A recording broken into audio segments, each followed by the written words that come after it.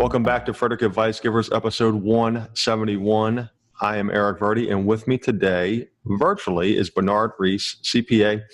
He's got a couple websites out there, 401k Check and Agent. What was the second one? There's 401kcheckbook.com and agentfinancial.com. Awesome. So Bernard, he's got a little bit different philosophy as running his business, being a CPA. He looks at everything as a whole financial picture, which I think is very wise. I've got a local CPA here who advises me on investments. She works hand in hand with my financial advisor and with also my Bank on Yourself products. And we kind of integrate everything into a big picture. So it's good to having certain members on your team that play well together, that kind of understand the different aspects of investing and looking for your long-term financial success. So Bernard, I know that was my quick intro. So for our audience that does not know you, give me your backstory. Who are you? What do you enjoy doing in your spare time? Give us your backstory, Bernard. Yeah, the backstory is that I'm a really analytical person, kind of a bit of a nerd. I can spend hours reading, studying. My wife says I'm a professional student, if you've ever heard that term. Mm-hmm. So I'm a CPA. I've got the life insurance license, securities license, chartered property casualty underwriter, associate and captive insurance. I was doing the CFA curriculum, just for fun, if you're familiar with CFA. Mm-hmm. So I love analyzing things and having those insights that come from understanding how things come together.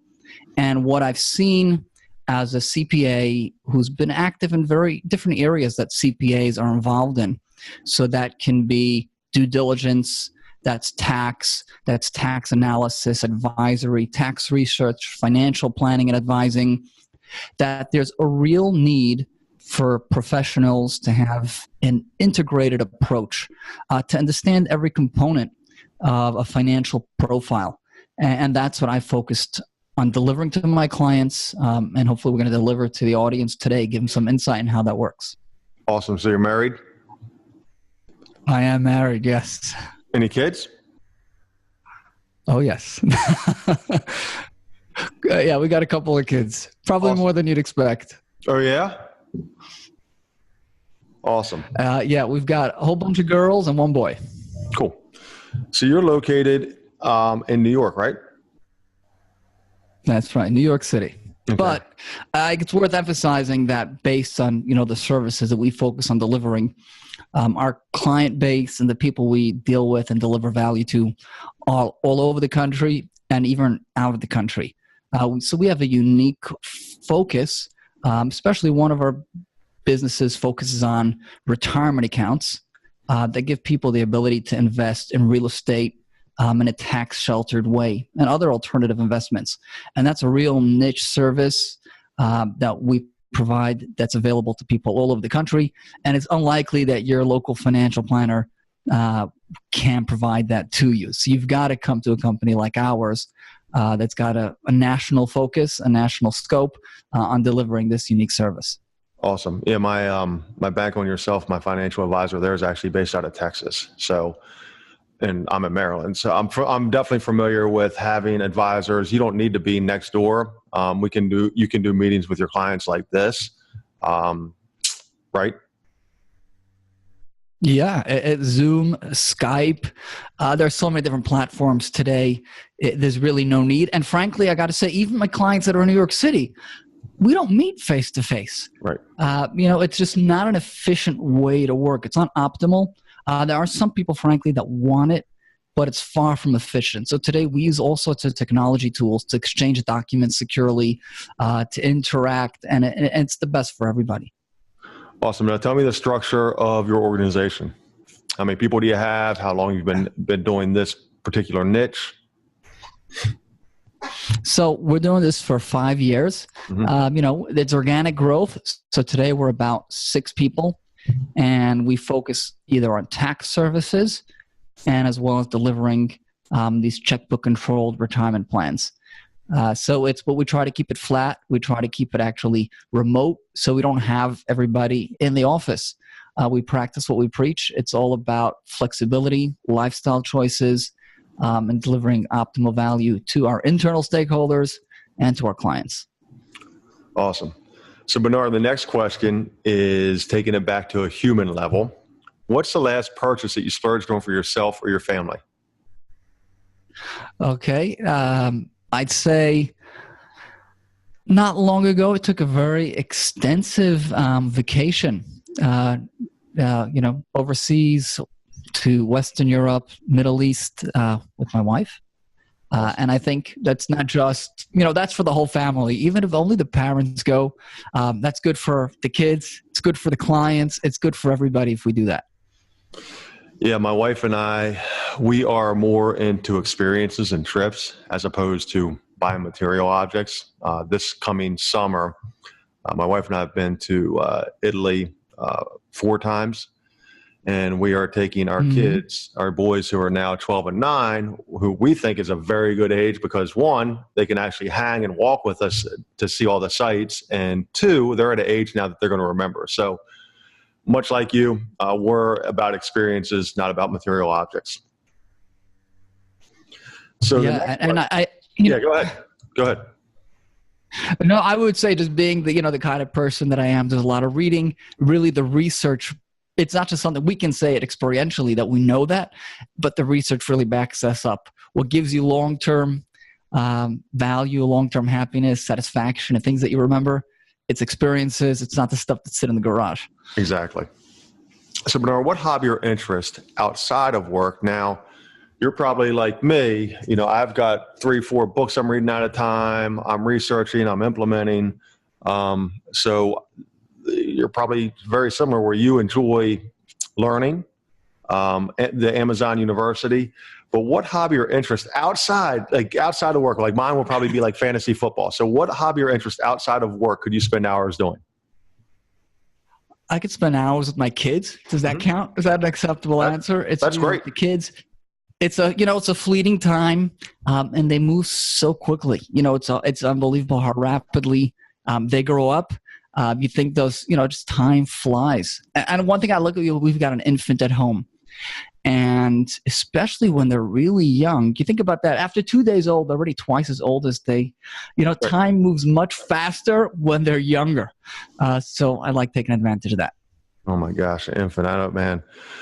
After about 2.5, 3, when the youngest got to be that age, it was nice to kind of get our lives back a little bit where you didn't have to hover over them 24/7 for God bless you, man, to an infant at home. Wow.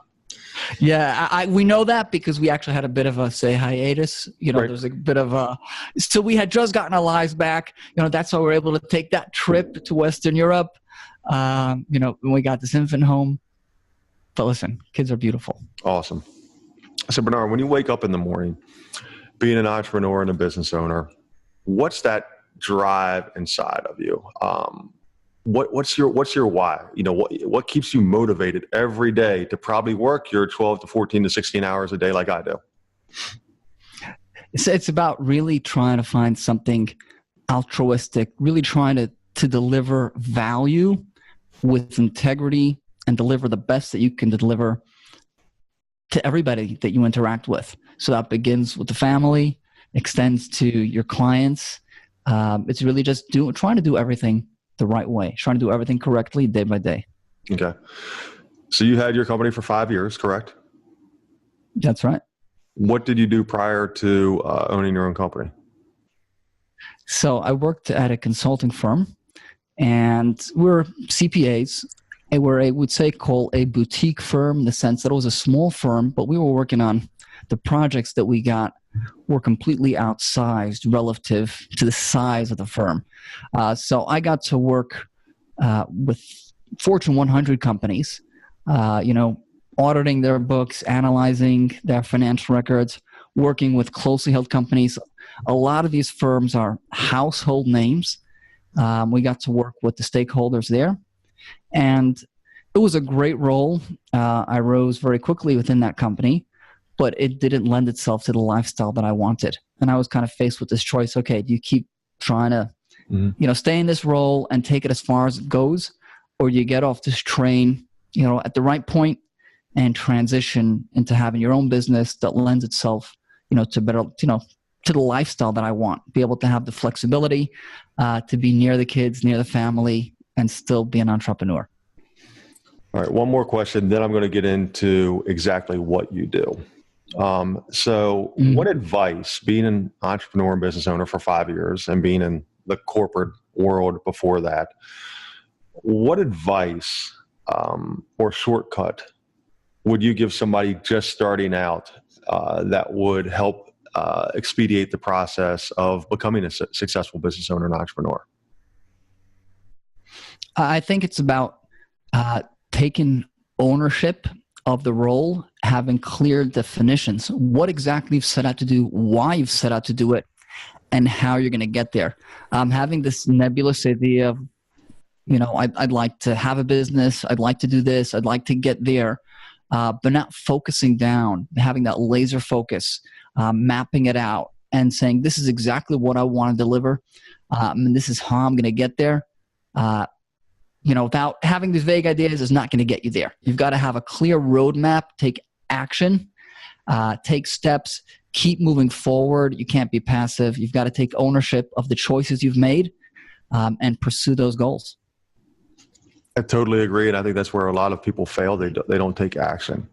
Ideas without implementation are shit, basically. Everybody's got a great idea, but it's who can implement that idea are the ones that, like you said, move forward every day. So explain this. Yeah, it's about execution. How many? Go ahead. Yeah. So, I was going to say there are countless times in experience that we each have, people sometimes say, I've got this business idea or I've got this idea, this product idea. And then 3 years later, we find out some company is doing it with success. We're like, oh, I had that idea. Kind of that moment we all had it ourselves. We'll have a family member say, you know what they're doing? I had that idea 10 years ago. Exactly. Well, you know what? You don't feel, you didn't, if you had the idea, that doesn't entitle you to reap the rewards. It's about actually implementing and executing. You're 100% right. So tell me about your niche, this 401k checkbook, buying investment properties. I kind of have an idea because I do bank on yourself, which is something similar with whole life policies with paid up annuity riders, where actually my wife and I just purchased a beach house, and we had to do a 1031 exchange, which I'm sure you're familiar with. And we bought the beach house for more than we sold our prior investment. So we were actually able to pull out funds from our bank on yourself policy, and now we're paying ourselves back, paying our policy back. So we didn't have to get a bank involved. So tell us about your 401k checkbook. I imagine it's that with a spin. So go ahead. Okay. And when you do the bank on yourself, do you do it yourself, or who provides that service to you? Be good to know. A life insurance agent? Correct. So my policies are held by Lafayette Life. But my advisor is Teresa Kuhn out of Austin, Texas, Living Wealthy Financial Group. And she's one of the top bank on yourself advisors in the country, also a good friend and mentor of mine.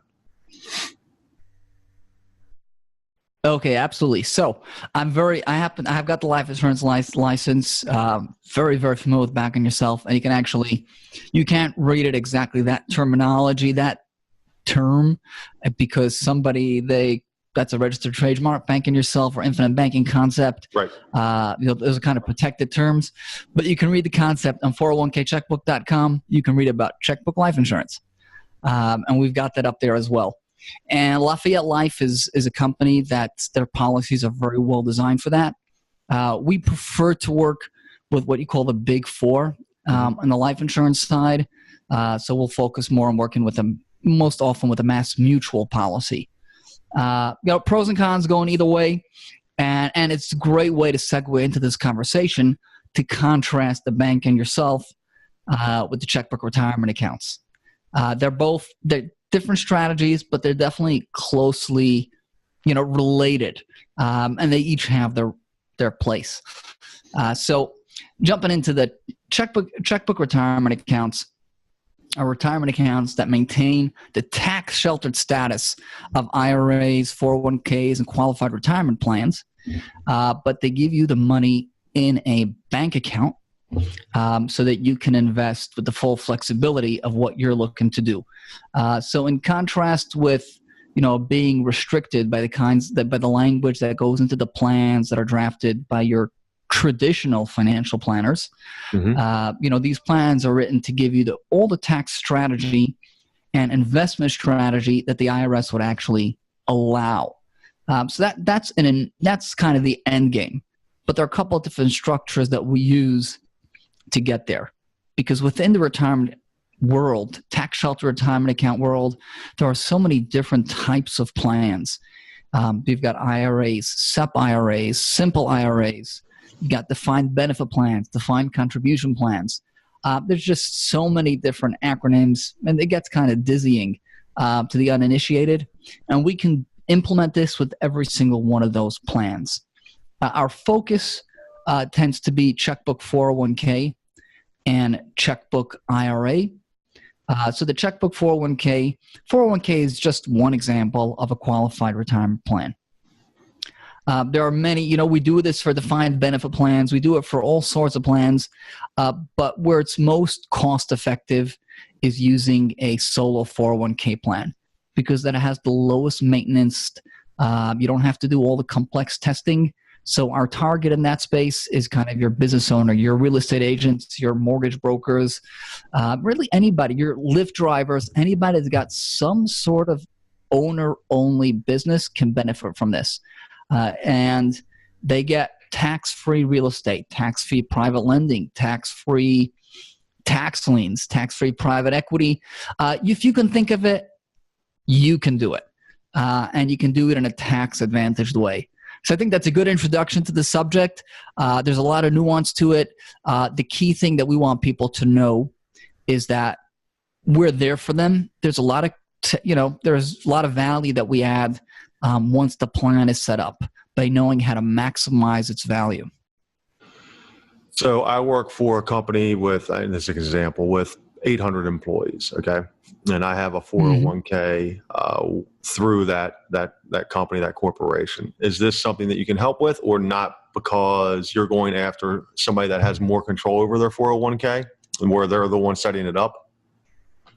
So with the 800-person company, in practice, we could set this up for them, but it's not happening.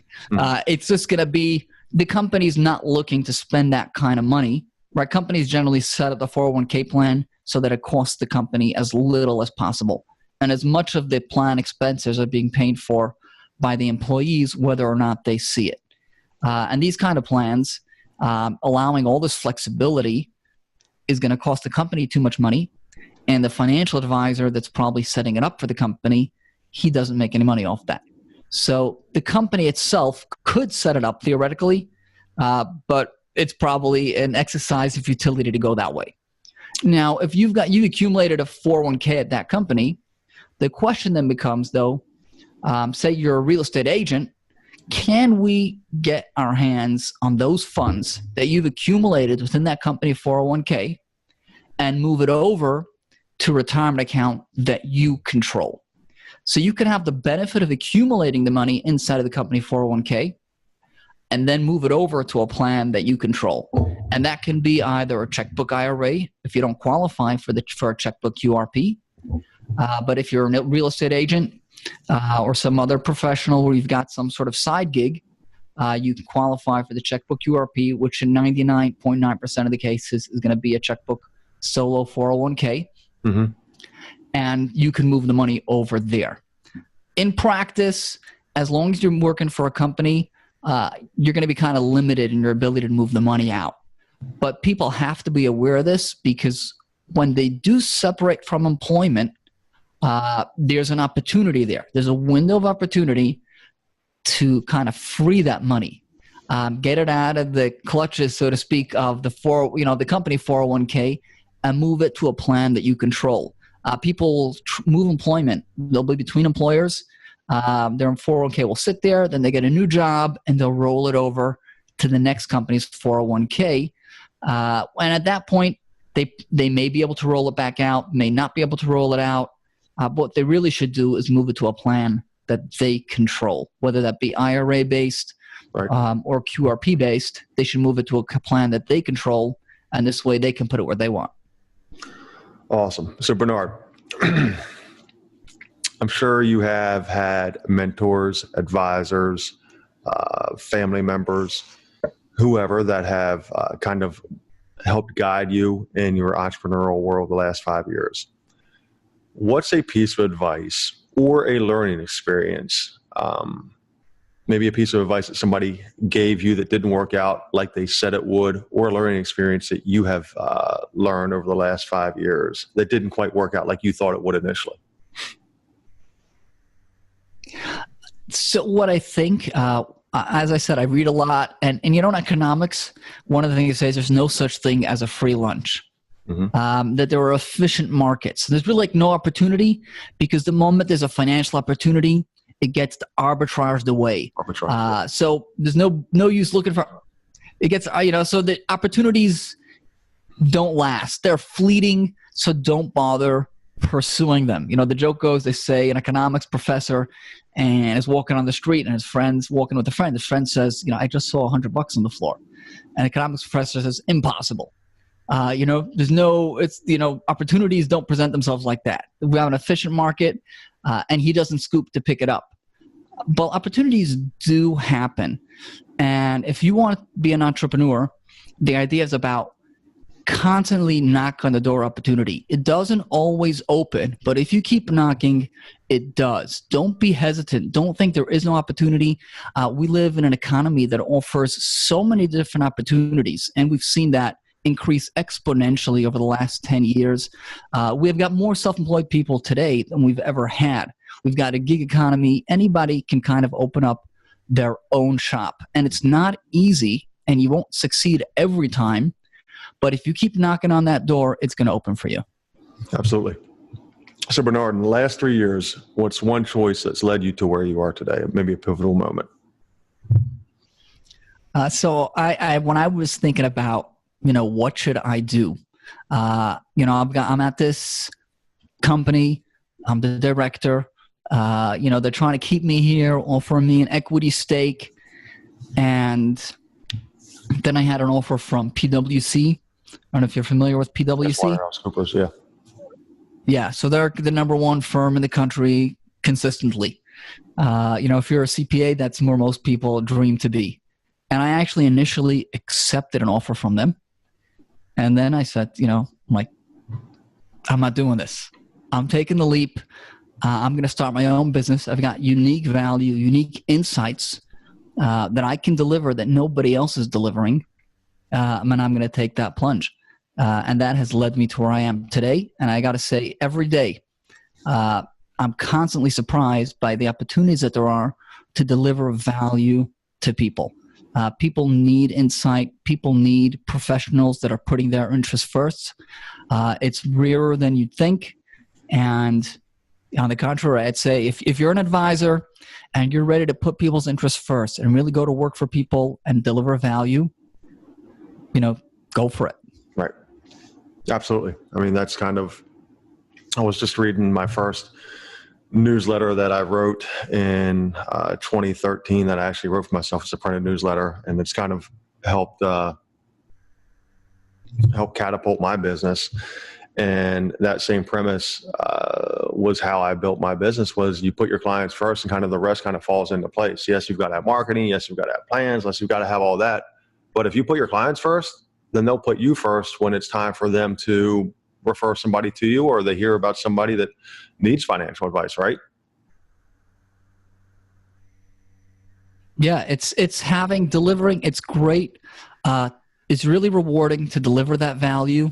And then to see that is valued. And one of the best ways you see that it's valued is when you get that referral. When you see them sending their friends and family to you, then you realize that what you're doing is appreciated. Absolutely. And you work doubly as hard for them because you don't want to let that referral down either. So Bernard, you and I met 32 minutes ago. We've been exchanging some correspondence via email and the like. You are episode 171, meaning I've sat across the microphone, sat across the table, sat across the couch from 170 other entrepreneurs and business owners. I learn by asking questions. So I want to flip the script here, and you ask me a question.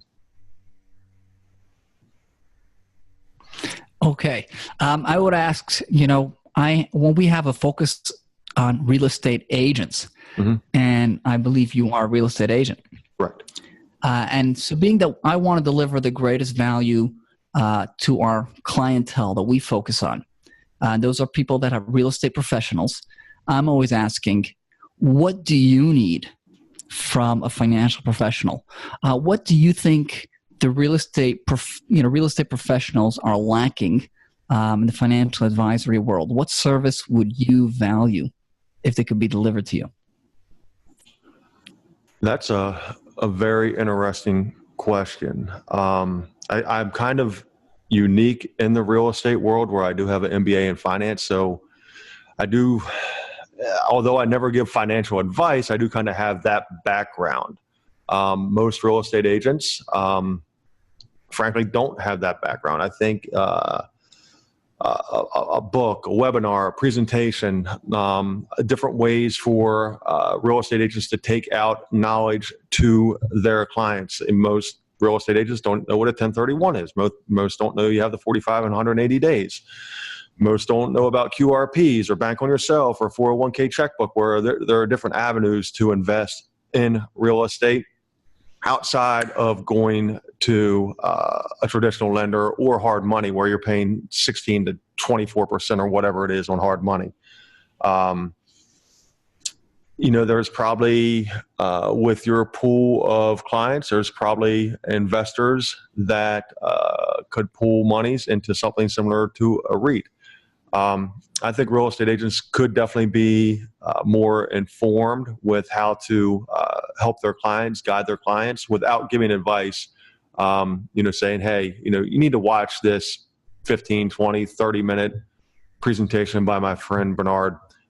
He really kind of gives a couple plans that I really don't know much about, but he's an expert. He can figure out ways to get you into a house, or it's probably more investment properties. When you're dealing with first-time home buyers or something like that, it's typically, you're looking at FHA, 3.5% down, 100% finance in USDA. There's different type of loan programs, but you're probably more specifically talking about investors and how to grow wealth, right? It's everything is integrated, and I'll throw something out at you. And are you dealing as a real estate agent with a lot of residential? Is the feeling that I get? Correct. And so when people sell a house, they've got what's called a Section 121 exclusion. So if they sell the house for more than they bought it, they can save on their capital gains tax. I'm guessing that's something real estate agents have to know about, and I'm hoping you know about that. Well, if it's a primary residence, if it's their primary residence, they don't have tax. They're exempt at $250 for a single and $500 up for married couples. So yes. Okay, that's great. Now let's take it a step further. Say they want to move out, but they want to hold on to this property. They're expecting it to, it's appreciated a lot, and they expect it to keep appreciating because they want to turn it into a rental property. Mm-hmm. So they're going to be moving out, maybe retiring, maybe they're moving down to Florida or to Arizona, and they've got a house in Frederick. And now it's worth, they could sell it for $500,000 more than they bought it. But if they sell it now, they'll get the 121. They'll get that savings. If they hold on to it and they sell it in 5 years, they're going to lose that tax break. Mm-hmm. What would you advise them to do? Talk to their financial advisor. Okay, well, here's a strategy. Okay. And what happens, say they've got more capital gains in there, right? Maybe it's beyond the 500,000. And that certainly happens in certain markets where there's rapid appreciation. If you're near, a major city, what do you do then? Well, here's one suggestion. Take that house, turn it into an investment property, but sell it to an S corporation. Form an S corporation, form a corporation, sell the property to that corporation. At that point, you've just got your capital gain saving. You bought the house for $200,000. You're selling it for $700,000. You sold it, right? You get your exclusion that year. Now it's not in your name. Title has moved to a corporation, but you locked in that savings. Then you turned it into a rental property, right? Residential properties can't have 1031 exchange. Only an investment property can have a 1031 exchange. So you've just taken, you want to get the best of both worlds. So you got your 121 $500,000 tax break when you sold it to the S corporation. Now within the S corporation, it's an investment property. You rent it out a couple of years, you get more appreciation, and then you go ahead and you do the 1031 exchange. You sell it on to somebody else as a 1031 exchange. And so now you've gotten the best of all worlds, right? You've gotten this 121 exclusion, completely tax-free. Then you got the 1031 deferral when you sell it a couple of years down the line. What do you say to that? It's an interesting concept. Interesting concept. I've never heard of that before. So there are just so many. What I think is important for people to be aware of is that there are a lot of unknown unknowns. Kind of people think they've looked around the internet, they've seen it all. I've Googled tax this, tax that, and there really are. It's tax, investment, finances. It's an abstraction. It's not like a product that you can unbox. It fits in a box. There's just an infinite number of ways to approach things and do things and to innovate. And people should always be looking out, say, hey, maybe there's something that I haven't thought of, that I'm not even aware of, that I can tap into that can save me tens of thousands or hundreds or even millions of dollars. Awesome. That's some good insight. So Bernard, I think this is a good place to give your contact information to wrap up. How would our listeners, viewers, learn more about you, about 401k checkbook, and about what you have talked about today? I think a great place to go is 401kcheckbook.com. That's 401kcheckbook.com. There's an incredible amount of information there, really encyclopedia of retirement plans. And we want people to be educated consumers because we know lots of people that get these plans set up and then they don't realize that on the other end, you got it set up, you got the structure in place, but you need support to make sure you know how to maximize the value and not inadvertently even somehow break it. So we're there. There's a lot to know. We're there for our clients. You can check out our BBB reviews for Resure LLC. Only reviews about how we're there for our clients from beginning to end. And of course, they can visit agentfinancial.com as well. Awesome. Listeners, viewers, I hope you took some nuggets out of today's interview. I know I did. Bernard, I appreciate you joining us today. Eric, great to be with you. Great to be with Frederick Advice Givers. And to listeners everywhere, I do hope they really get lots of value from this interview. Awesome. That's episode 171. Frederick Advice Givers, Bernard Reisz, and we are out.